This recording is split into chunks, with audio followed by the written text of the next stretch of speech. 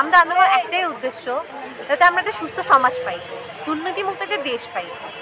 এই যে সাঈদ মূল্য, মুগ্ধ মূল্য, আমাদের কত ভাই মারা গেল, এদের রক্তের বন্যা বয়ে গেছে দেশে। আমরা চাই আমাদের একটা সুস্থ দেশ হোক, এখানে কোনো রকম অত্যাচার যাতে না হয়, আমরা যাতে কোনো অত্যাচারের শিকার না হই, আমরা যাতে স্বাধীন একটা দেশ পাই, আমরা যাতে মুক্তভাবে চলতে পারি। এই মুক্ত দেশ চলার জন্যই আমাদের এত কিছু।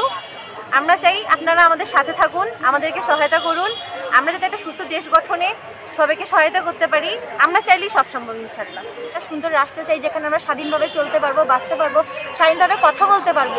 এই কিন্তু এমন একটি দেশের পরিস্থিতি তৈরি হয়েছে যেখানে আমরা নিজেদের কথা বলার সেই অধিকারটাই পাই না, যে কোনো কিছু বলবো না, এ এসে আমাদেরকে হামলা করবে, ও এসে আমাদেরকে হামলা করবে। আমরা এমন কোনো কিছু চাই না। আমাদের অনেক ভাই বোনরা মরছে, আমরা চাই তাদের ন্যায্য দাবিটা যেন তারা, স্বাধীনতাই নাই, আমাদের কোনো বাক্সের, আমরা চাই সুস্থভাবে চলাফেরা করতে, সবাই মানুষ সবাই যেন তাদের দাবিটা পায়।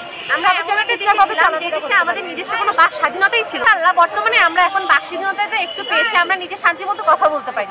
আমরা চাই দেশটাই যাক। আমাদের এখন একটাই দাবি,